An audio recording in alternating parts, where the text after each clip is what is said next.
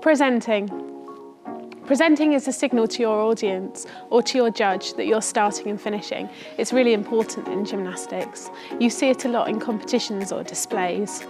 We're going to show you how men and women present slightly differently. Okay, would you like to show us how you present, please? So, boys present with one arm, okay, and girls present with two.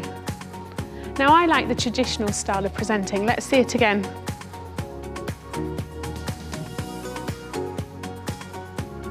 And let's see it together. However, girls do have different arm styles and dips that they perform. We're going to show you a few.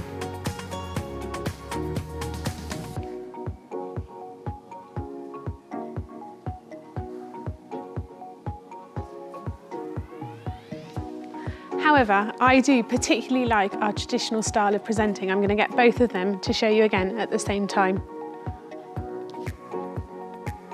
When I'm judging, I like to see this traditional style, but you might like to develop some of your own and have some fun with it.